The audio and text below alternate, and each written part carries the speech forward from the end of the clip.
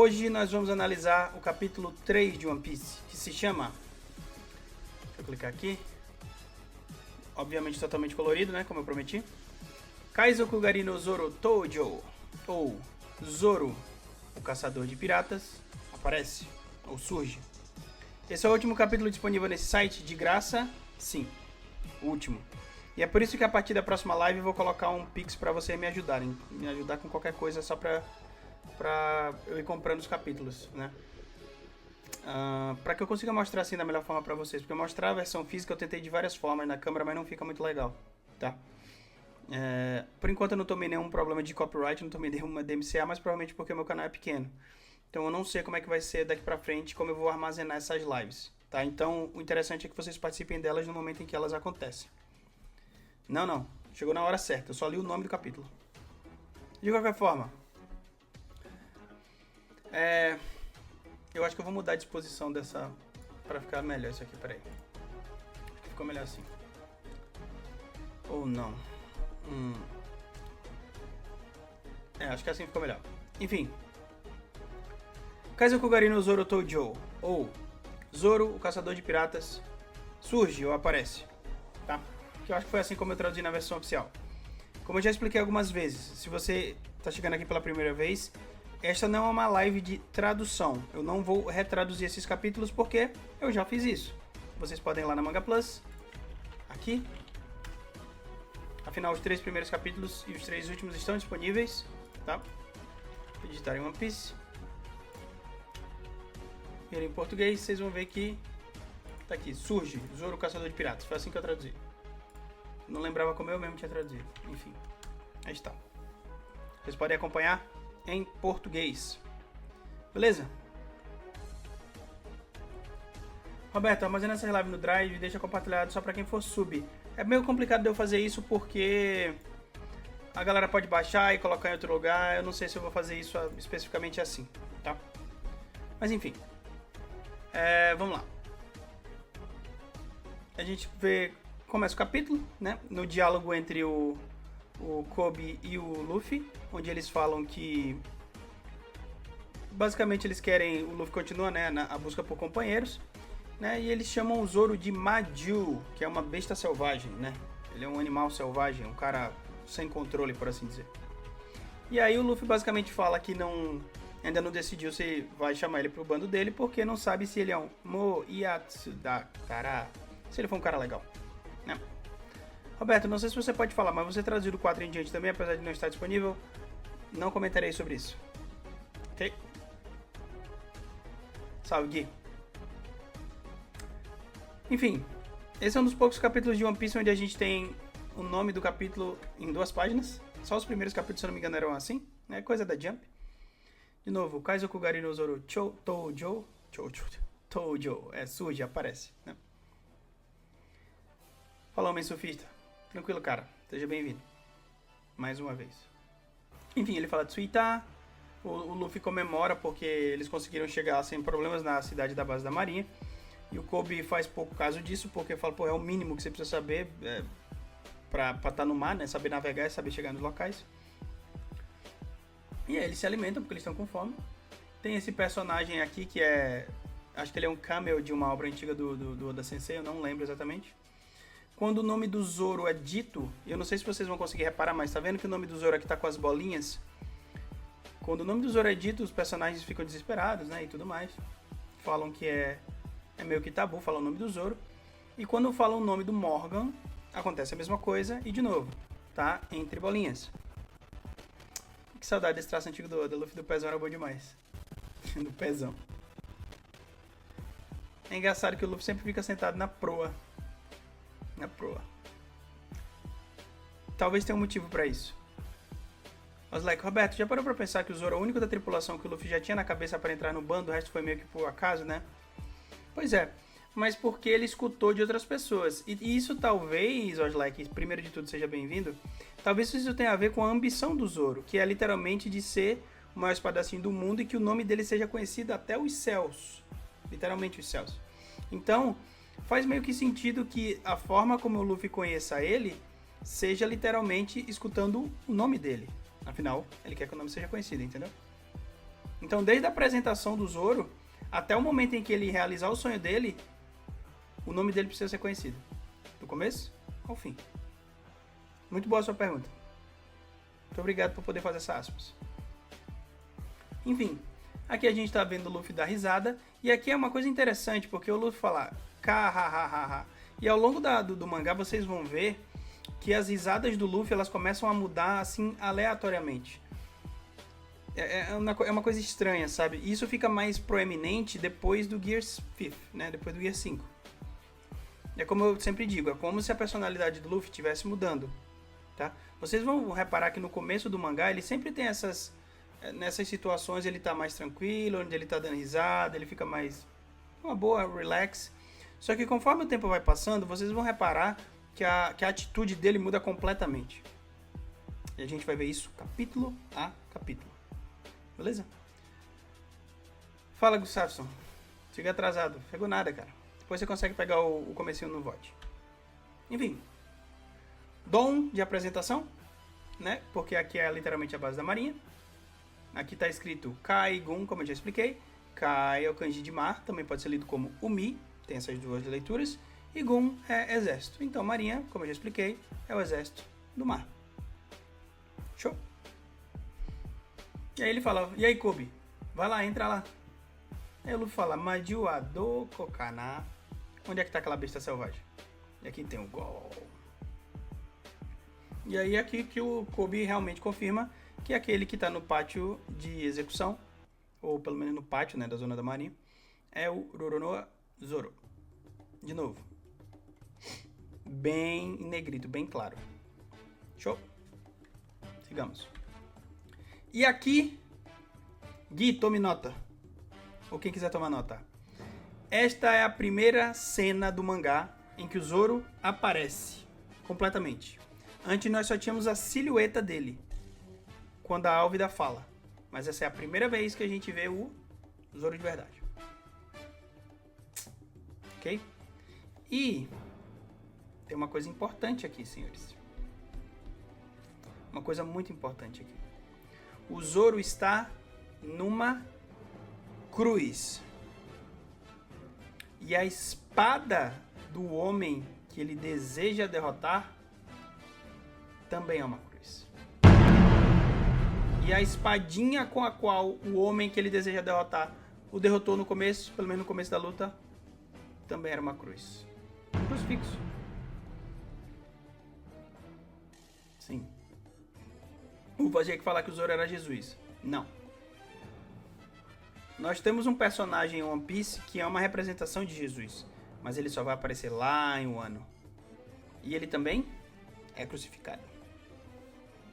Desde o começo ele carrega a cruz, sim. Ele literalmente carrega a cruz de ser o mais pica do bando. Tem uma teoria que o Frank era Jesus. Muito obrigado. Só um deles tem estilo de 9 espadas.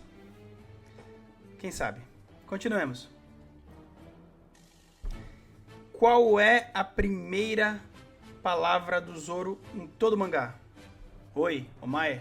Significa ei, você. E ele tá falando você, não vocês. Resta saber com o que ele está falando. Se ele está falando do Luffy ou se ele está falando do Kobe. Mas ele não fala omae-ra, que é o que caracteriza o plural em japonês. Nem sempre. Mas normalmente quando você fala omae-ra, que é o plural de omae, é porque o plural é feito dessa forma, com a partícula ra. Ok? Enfim. E aí começa o primeiro diálogo entre eles, que vocês estão cansados de saber qual que é. Meu brother Roberto, se a análise não se delongar demais, você veria uns vídeos nossos? Claro. Sim, senhor. Não vai se delongar, é um capítulo curto. A gente não vai perder muito tempo nesses capítulos, porque eles são capítulos de apresentação do mangá. A história só vai começar mesmo a partir do capítulo 10 ou 12 por aí, tá? Isso é uma coisa muito importante que vocês entendam, e obrigado de novo por me dar essa oportunidade de explicar isso. One Piece, como todo mangá da Jump, ele precisou se provar. Não é porque ele é esse sucesso absurdo que a gente conhece hoje, que quando ele foi lançado em 1997, esse capítulo saiu em 1997, não colorido obviamente, né, mas em preto e branco. ele participou da TOC como todos os outros. Se ele não tivesse sido bem ranqueado na TOC, ele seria cancelado. Graças a Deus não foi o caso, é por isso que nós estamos aqui hoje. Ok? Então esses capítulos de apresentação são importantes. É preciso que os personagens tenham um design legal, é preciso que os personagens tenham uma personalidade legal, é preciso que a história seja muito coesa e conectada e que faça sentido, além de ser interessante. Senão, a série não sobrevive. E esse é o capítulo 3. Esse é o capítulo 3. Foi porque no Twitter eu coloquei errado. Perdão. Tá? Então, todas essas apresentações e esse hype em cima dos personagens é só para que vocês entendam o contexto do mundo. E vocês vão ver como One Piece faz isso muito bem. Ok? Boa noite, apenas Miguel. Salve, Haterzinho. Seja bem-vindo. Obrigado por se inscrever. Enfim, sigamos. E aí, basicamente, o Zoro fala, chega, se vocês quiserem morrer, cheguem aqui. Aí o Luffy basicamente fala Korosere Ashineyo, que significa eu não vou morrer, ele não vai me matar. Orewa Sue Karane, ou seja, eu sou forte. Roberto, aparentemente ganhei uma chance de pegar um cargo melhorzinho no trampo. Feliz demais, não aguentar mais carga móvel. Parabéns. Comemoremos o sucesso do Parça Spice Samurott. Bem demais. Enfim, o Zoro encara o Luffy. Quando ele fala que ele é forte, ele fala, hã?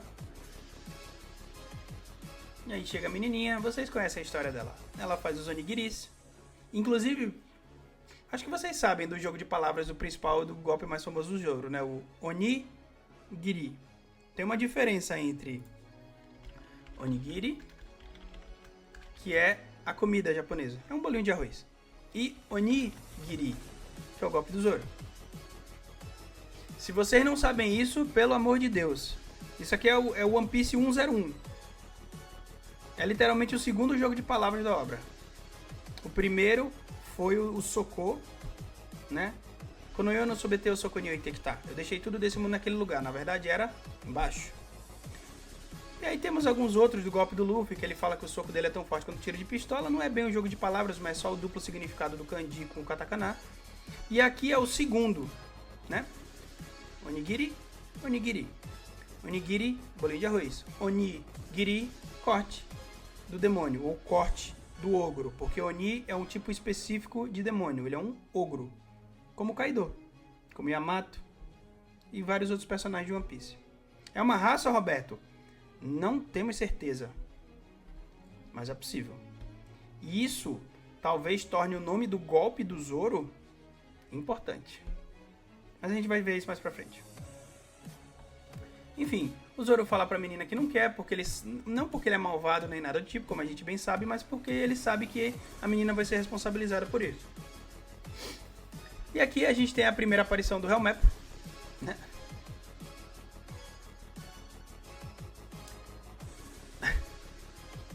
Adorável Rika. É verdade, é Rika. Enfim, aí o Luffy fala, mais outro estranho apareceu. Aqui é o Helmep, um dom pra ele também. E aqui ele, o Helmep pega o onigiri da menina, ele prova e fala que tá doce. E ele reclama com ela, dizendo que onigiris precisam ser salgados. E ele está correto. No entanto, não se faz isso com a criança, né? E aí ele chuta tudo a comida da menina. E literalmente explica que quem quer que ajude o prisioneiro vai ser acusado do mesmo crime que ele cometeu. O crime que o Zoro cometeu só vai ser mostrado mais pro final do capítulo, como vocês sabem. Ou pelo menos deveriam saber, né? Mas a gente relembra já já. Enfim, aí o cara pede literalmente pra jogar a menina fora. E ele fala, mas é só uma criança. E ele, eu não quero saber, senão eu vou falar pro meu pai. E é isso que ele faz com a menina. Aí pergunta se ela tá bem e tal. E aí a promessa dos dois continua, né? Ele precisa sobreviver por não sei quantos dias. Rapaz, pensa no personagem que não faz sentido ter destaque até hoje, esse Helmep.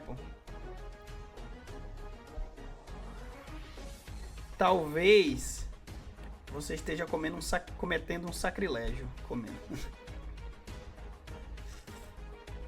Você verá com o tempo que todos os personagens de One Piece que ainda são relevantes e ainda aparecem na história tem motivo pra isso. De qualquer forma, Sigamos. Aí começa a conversa entre os dois. Como vocês podem ver, é uma cena de fundo branco, que é literalmente a primeira conversa entre o Rei dos Piratas e o maior espadachim do mundo. Isso aqui é memorável.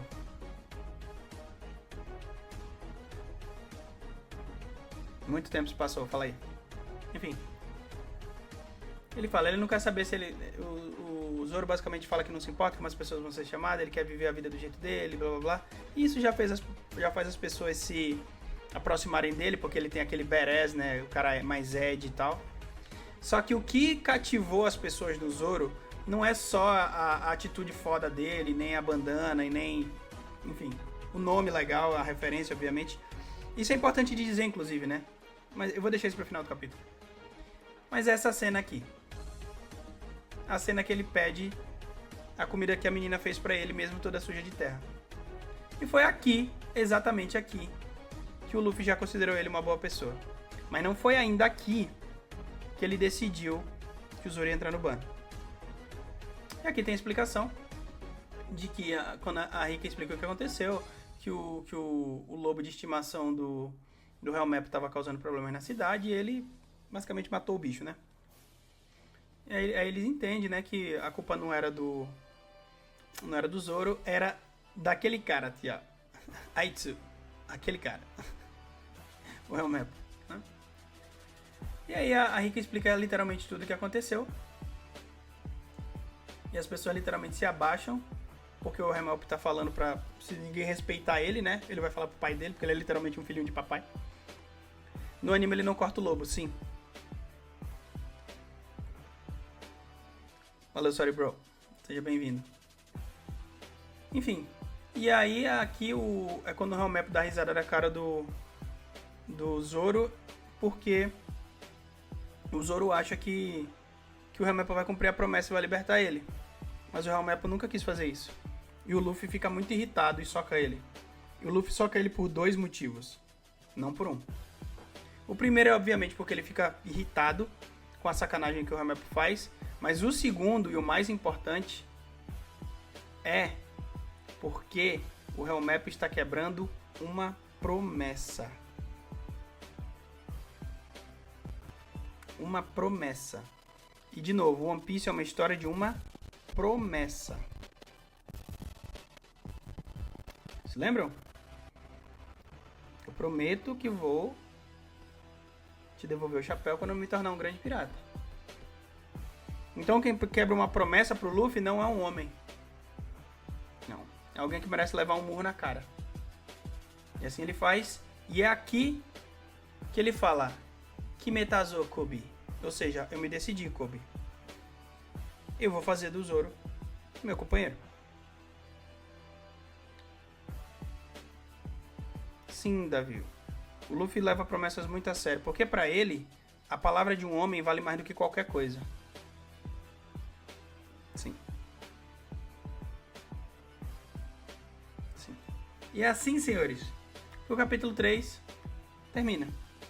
Capítulo curtinho, sem absolutamente nenhuma revelação, além da primeira interação entre o Zoro e o Luffy, além da primeira cena que o Zoro fala, da gente ver qual que é a verdadeira personalidade dele e por que as pessoas têm medo dele.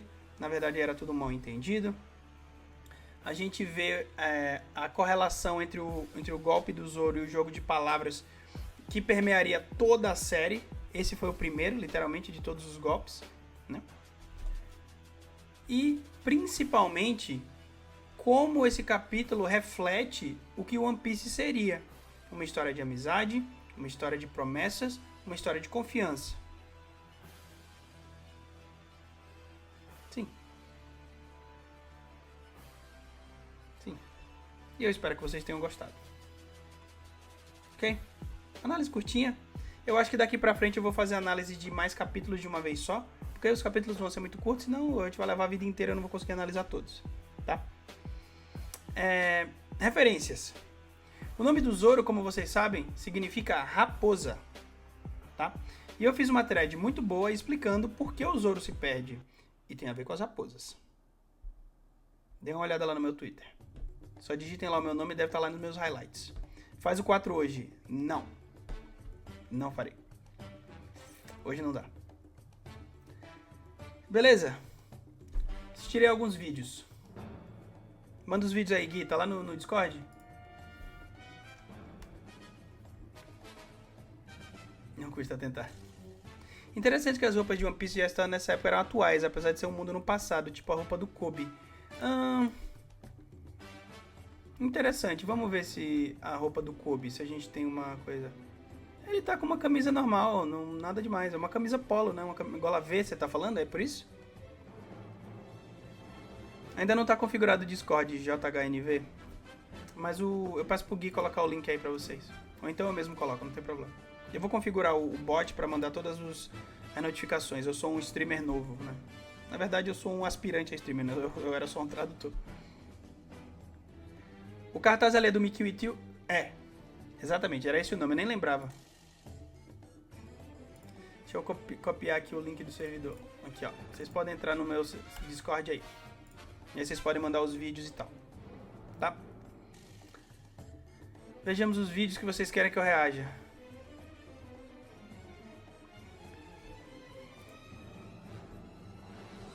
Obrigado por entrar no Discord Writer e JHNV. Fala, Spice.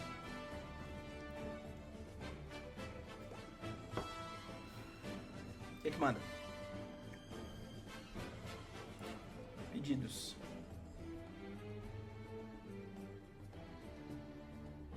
É muito massa como tem sempre detalhezinhos, tipo cartazes, marcas de roupa, etc. É, por enquanto aqui não tem muita coisa. Tem o do... Vamos dar uma olhada então mais a fundo? Tem aqui o Food Fu, né, que é o restaurante, o cartaz do Mickey Ito, né, Itio, sei lá, eu não lembro mais. Qual você acha que vai ser a romanização do nome do Clover? Vai ficar Cloudy ou Crowdy? Eu não sei dizer, Spice Samurai.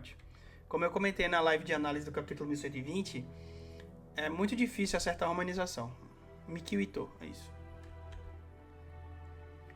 Enfim, ó, detalhes. Aí tem a roupa do Luffy.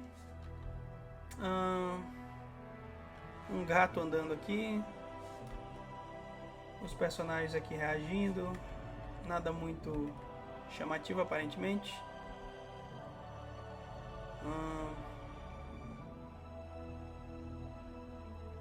Eu acho legal a perspectiva que o Oda dá pra essa cena da base da marinha. Ele coloca o Luffy vendo assim na diagonal. Aí bota a perspectiva do Zoro. A escada, a menina pulando. Aí mostra a base de lado, mostra a base girando, tá vendo? É bem legal. Explica essa do Mickey With You. Cara, ele é um personagem que apareceu pela primeira vez nesse capítulo. Ele tem um cartaz de procurado, né? Agora, conforme ele for aparecendo, eu explico melhor, tá? Não tem muito o que falar por enquanto. É só esses personagens que o Oda adiciona nos capítulos pra dar mais uma interação, por assim dizer. Tipo uns easter eggs, sabe? Como o Panda Man, etc. Falando em Panda Man, acho que ainda não tinha aqui, né? Vamos ver se a gente acha Panda Man. Aqui não tem, com certeza. Aqui também não.